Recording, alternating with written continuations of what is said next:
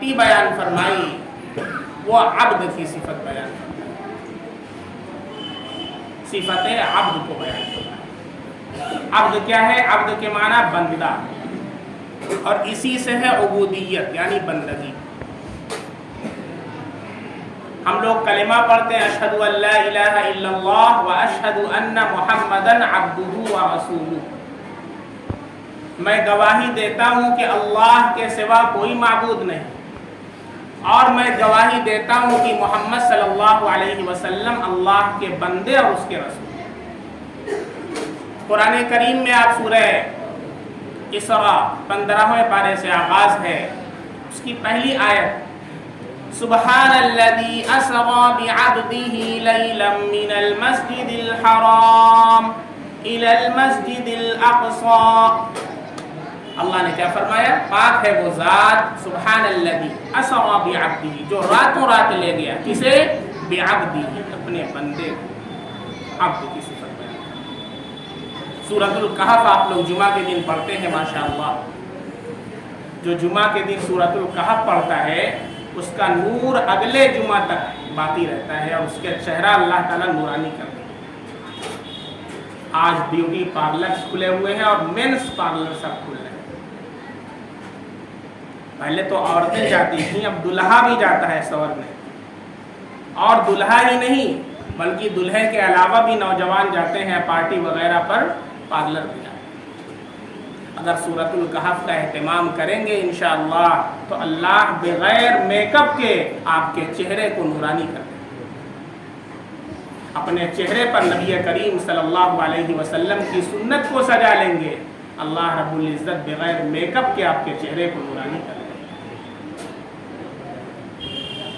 چنانچہ آپ دیکھیں سورۃ الکہف کی جو پہلی آیت ہے، الحمدللہ الذی انزل علی عبدہ ہذہ الکتاب، انزل علی عبدہ، تمام تعریف اللہ ہی کے لیے ہے جس نے اپنے بندے پر نازل کی، صفت عبد کو بیان فرمایا۔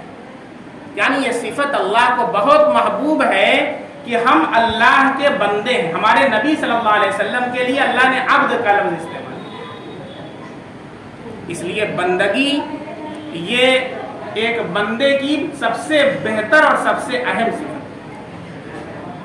اب اللہ کی بندگی ہم کس طرح کریں؟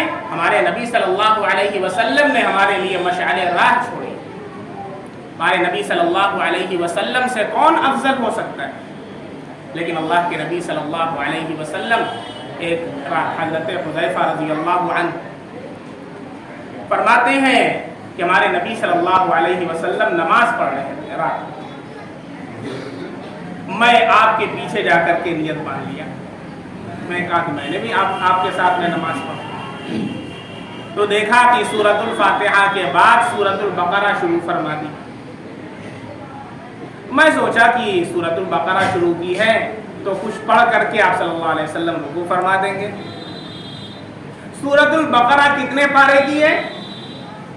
ایک پارہ، دو پارہ، تقریباً تیسرے پارے کا آدھا ہو جاتا ہے، 2 صفحہ سے زیادہ ہے، 2.5 صفحہ تقریباً، وہ باقی رہ جاتا ہے، تقریباً 2.5 پارے کی ہے۔ سورۃ البقرہ پوری پڑھی۔ سورۃ البقرہ سوچا کہ اب رکوع فرما دیں گے، سورۃ البقرہ کے بعد سورہ آل عمران شروع فرما۔ سورہ آل عمران پڑھی ہے، اب سوچا کہ اس کے آخر میں رکوع فرما دیں گے، سورہ آل عمران کے بعد سورہ نساء شروع کر۔ سورہ نساء ختم کی، سورۃ المائدہ شروع کر۔ علماء فرماتے ہیں کہ 2 رکعت نماز 7 گھنٹے میں پڑھی ہے میرے نبی صلی اللہ علیہ وسلم۔ آج 4 رکعت نماز ہم گھڑی دیکھ کے 4 منٹ بہت زیادہ ہوتا ہے، نہیں تو 3 منٹ میں خلاص۔ ایسی اور تراویح میں ایسے امام کو تلاش کرتے ہیں کہ جو حافظ ریل ہو، ہے نا بھائی؟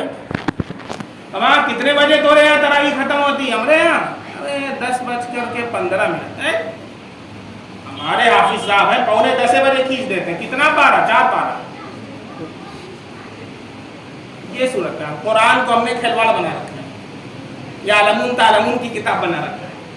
کچھ سمجھ میں نہیں آ رہا ہے، بک رہا ہوں جنوں میں کیا کیا، کچھ نہ سمجھے خدا کرے کو، نہ حافظ صاحب کو سمجھ میں آ رہا ہے، نہ مقتدی صاحب کو سمجھ میں آ رہا ہے، فارمیلٹی پوری کر رہے ہیں، کیا فائدہ ہے سب، گناہ ملتا ہے، قرآن لعنت کرتا ہے سننے والے کے لیے بھی اور پڑھنے والے کے لیے بھی۔ ٹرین چھوٹ رہی ہے، آپ کو ایک رکوع پڑھیے، اچھے سے پڑھیے، پڑھنے کا ثواب ملے، سننے کا ثواب ملے۔ ہمارے نبی صلی اللہ علیہ وسلم نے 2 رکعت نماز پڑھی، کتنے گھنٹے میں؟ تقریباً 7 گھنٹے۔ ایک مرتبہ ہمارے نبی صلی اللہ علیہ وسلم رات میں آئے، دن بھر تو اتنی مشغولیات رہتی تھی، رات میں جو وقت ملتا تھا اللہ قرآن میں فرماتے ہیں یا ایھا المزمل قم اللیل الا قلیلا، پوری رات اللہ کے نبی عبادت کرتے ہیں۔ ہمارے نبی تو بخشے بخشائے ہیں، معصوم نبی معصوم ہوتا ہے، نبی کو عبادت کرنے کی کیا ضرورت ہے؟ اب ہم سوچ لیں کہ ہمارے نبی اتنی عبادت کر رہے ہیں تو ہم کم سے کم 2 رکعت تہجد کی تو پڑھ لیں۔ 2 رکعت تہجد کی نہیں پڑھ سکتے؟ ارے مولانا صاحب نماز ہی 5 وقت کی پڑھ لیں، بڑی بات ہے۔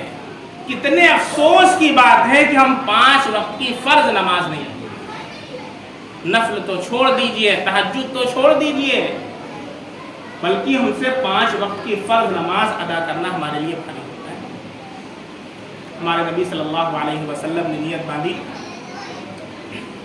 حضرت صفیہ رضی اللہ عنہا ازواج مطہرات میں سے انہوں نے بھی نیت باندھ لی، کہا کہ ہمارے نبی کے ساتھ نماز پڑھ لیتے ہیں۔ اور ہمارے نبی صلی اللہ علیہ وسلم نے بہت طویل قرات فرمائی، اب وہ تھک گئی۔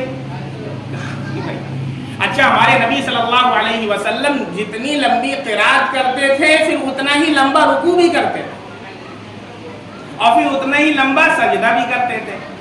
ایسا نہیں تھا کہ قرات تو 1 گھنٹے کی ہو اور رکوع 1 سیکنڈ کا، بلکہ رکوع بھی اتنا طویل کرتے تھے، سجدہ بھی اتنا ہی طویل کرتے تھے، تو رکوع میں بھی اتنا ہی وقت لگا اور طویل فرماتے گئے۔ حضرت صفیہ رضی اللہ عنہا فرماتی ہیں کہ مجھ سے رہا نہیں گیا، میں نماز توڑ کر کے چلی گئی۔ دوسرے دن میں نے کہا ہمارے نبی صلی اللہ علیہ وسلم سے کہ اللہ کے نبی، میں آپ کے پیچھے نیت مان لی تھی، آپ اتنی لمبی نماز پڑھ رہے تھے اور رکوع اتنا طویل آپ نے کیا کہ مجھے ڈر تھا کہ میری ناک سے خون آ جائے گا اگر میں نہ توڑوں، اس لیے میں نے نماز توڑ دی۔ ہمارے نبی صلی اللہ علیہ وسلم مسکرا دی۔ یہ اللہ کے نبی صلی اللہ علیہ وسلم کی عبادت جو زوائد میں سے فرض کے علاوہ ہے۔ ایک مرتبہ ہمارے نبی صلی اللہ علیہ وسلم نے حضرت عبداللہ بن مسعود رضی اللہ عنہ سے کہا کہ ذرا مجھے قرآن پڑھ کر سنا۔ انہوں نے کہا اللہ کے نبی، خود قرآن آپ کے اوپر نازل ہوا ہے اور آپ مجھ سے کہہ رہے ہیں کہ قرآن پڑھ کر سنا۔ کہا کہ ہاں، دل چاہتا ہے کہ میں کسی اور سے قرآن سنوں، تو پڑھ کر کے سنا۔ انہوں نے سورۃ النساء شروع کی۔ سورۃ النساء چوتھے پارے کے اخیر میں ہے۔ سورہ نساء پڑھ رہے تھے، جب یہ آیت آئی فَكَيْفَ إِذَا جِئْنَا مِن كُلِّ أُمَّةٍ بِشَهِيدٍ وَجِئْنَا بِكَ عَلَى هَؤُلَاءِ شَهِيدًا۔ ہمارے نبی صلی اللہ علیہ وسلم کا روتے روتے برا حال۔ فَإِذَا دُمُوعٌ، اللہ کے نبی کے آنسو ان کی داڑھیوں کو تر کر رہے، اور فرمایا حسب بس۔ فرماتے ہیں جب میں نے اپنے نبی کا چہرہ دیکھا تو زار و قطار رو رہے ہیں اور داڑھی مبارک تر۔ کیا مطلب ہے اس آیت کا؟ فَكَيْفَ إِذَا جِئْنَا مِن كُلِّ أُمَّةٍ بِشَهِيدٍ، اللہ رب العزت فرما رہے ہیں کیا حال ہوگا اس وقت جب ہم ہر امت میں سے ایک گواہ کو لائیں گے۔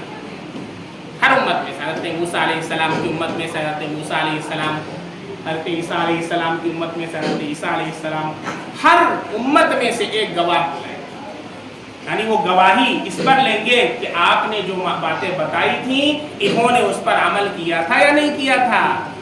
پھر اللہ تعالیٰ کیا فرما رہے ہیں فَكَيْفَ إِذَا جِئْنَا مِن كُلِّ أُمَّةٍ بِشَهِيدٍ وَجِئْنَا بِكَ عَلَى هَؤُلَاءِ شَهِيدًا، اور آپ کو ان لوگوں پر گواہ بنائیں۔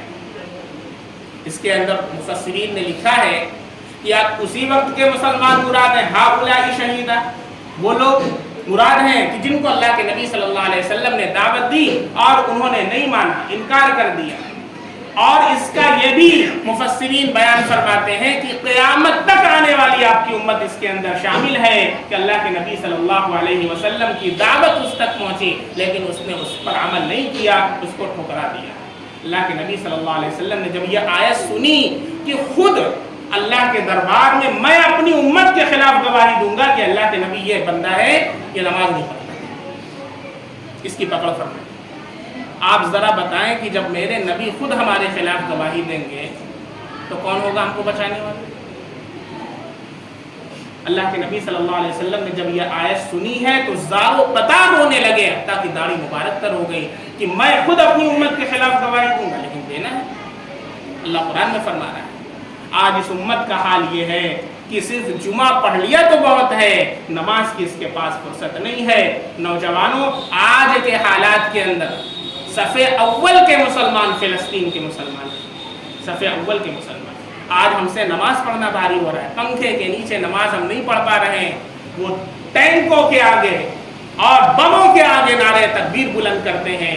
اللہ ان کے بچوں کو سلامت رکھے، صف اول کے مسلمان ہیں، لیکن پھر بھی ایسی حالت کے اندر وہ نماز قضا نہیں کرتے۔ افسوس کرنا چاہیے ہمیں، اللہ سے رونا چاہیے کہ اللہ آپ نے ہمیں دھتکار دیا ہے کہ اپنے گھر کا مہمان ہمیں نہیں بنایا، صرف جمعہ ہم پڑھتے ہیں اور 5 وقت کی نماز پڑھتے ہیں۔ ایسے حالات کے اندر بھی اگر ہم اور آپ اپنے اللہ سے اپنا تعلق قائم نہیں کیا مسلمانوں، تو یاد رکھو کہ وہی تاریخ جو برما کے اندر ہوئی ہے وہ تمہارے اوپر بھی دہرائی جائے گی۔ اس لیے کہ اللہ رب العزت کے یہاں ایک فطرت کا اصول ہے جسے چینج نہیں کیا جا سکتا، سنت اللہ ولن تجد لسنت اللہ تبدیلا، اور فطرت یہ ہے کہ جو قوم نافرمان ہوتی ہے پھر اس کے اوپر مسلط کیا جاتا ہے ظالموں۔ ایک حدیث میں اللہ کے نبی صلی اللہ علیہ وسلم نے فرمایا ایک وقت آئے گا جب لوگ تمہارے اوپر اس طرح ٹوٹیں گے جیسے کھانے کی طرف ٹوٹتے ہیں، بھوکا کھانے کی طرف جاتا ہے، اس طرح لوگ دعوت دیں گے، بلائیں گے، آؤ آؤ انہیں قتل کرو، انہیں مارو۔ صحابہ نے بہت ہی زیادہ حیرت کے ساتھ پوچھا اللہ کے نبی صلی اللہ علیہ وسلم کیا ہماری تعداد بہت تھوڑی ہوگی؟ کیونکہ اس وقت صحابہ کرام کتنے تھے، لیکن قیصر و کسریٰ ان سے کانپتا تھا کیونکہ ان کے اندر ایمان تھا۔ اگر ہم نام کے مسلمان ہیں، ایمان ہمارا رخصت ہو چکا ہے۔ اللہ کے نبی صلی اللہ علیہ وسلم نے فرمایا نہیں انتم کا غثاء السیل، تمہاری تعداد سمندروں کے جھاگ کے برابر ہوگی، ایک کثرت کے ساتھ نہیں ہوگی۔ فرمایا پھر بھی ہماری یہ حالت ہوگی، کہاں اس وجہ سے کہ تم پر وہن غالب آ جائے۔ صحابہ نے پوچھا اللہ کے نبی ومل ون، ون کیا چیز ہے؟ فرمایا حب الدنیا وکراہیت الموت، 2 چیزیں ہیں، نمبر 1 دنیا کی محبت اور موت سے بھاگنا، موت سے نفرت کرنا۔ آج ہم خود اپنے غریبان میں دیکھیں، دوسروں کو نہ دیکھیں، ابھی دیکھیں ہم موت کے لیے تیار ہیں یا نہیں تیار ہیں، اور دنیا سے اتنی محبت ہے کہ دنیا کو چھوڑنے کے لیے ہم تیار نہیں ہیں۔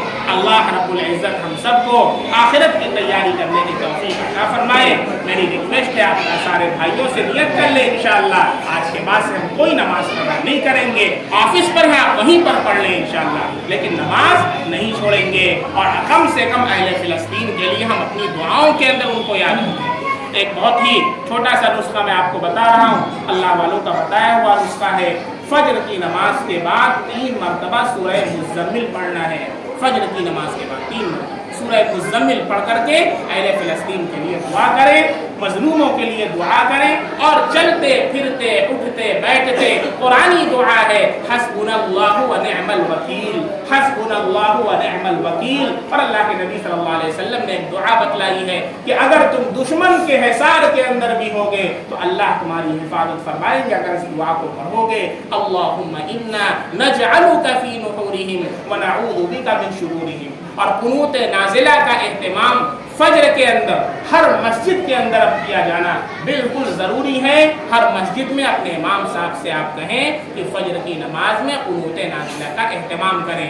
اور مفتی تقی عثمانی صاحب نے یہ فتویٰ بھی بتایا ہے کہ آپ سارے لوگ فجر کے علاوہ جو نمازیں ہیں اپنی عورتوں کو بتائیں، اپنے بچوں کو بتائیں کہ اس کے علاوہ نمازوں کے اندر اپنی دعاؤں میں قنوت نازلہ، اپنی دعاؤں کے اندر قنوت نازلہ کا اہتمام کریں، دعا کے اندر وہ قنوت نازلہ پڑھیں۔ تو ہمارے نبی صلی اللہ علیہ وسلم نے پڑھا تھا جب 70 صحابہ کرام کو شہید کر دیا گیا تھا، آج تو روزانہ سینکڑوں افراد کو شہید کیا جا رہا، ایک ہاسپٹل کو گرایا گیا، اس میں 800 لوگ تھے جو شہید ہوئے۔ ایک صاحب فرماتے ہیں کہ میں اپنے بچے کو لے کر کے گیا ہاسپٹل میں، ڈاکٹر سے پوچھا کہ ٹھیک ہو جائے گا؟ ڈاکٹر نے کہا کہ ہاں امید ہے ٹھیک ہو جائے گا۔ باہر گئے کسی کام سے، دوا لینے کسی کام سے، واپس آئے تو دیکھا نہ ہاسپٹل ہے، نہ بچہ ہے، نہ ڈاکٹر۔ یہ صورت ہے۔ اس لیے مسلمانوں یہ تو فرض ہے آپ کے اوپر کہ کم سے کم ان کے لیے آپ دعا تو کریں، کم سے کم نماز پڑھ کر کے ان کے لیے دعا تو کریں۔ اگر اتنا بھی نہیں کر سکتے ہیں تو آپ کو افسوس ہونا چاہیے اپنے مسلمان ہونے پر، اپنے ایمان پر۔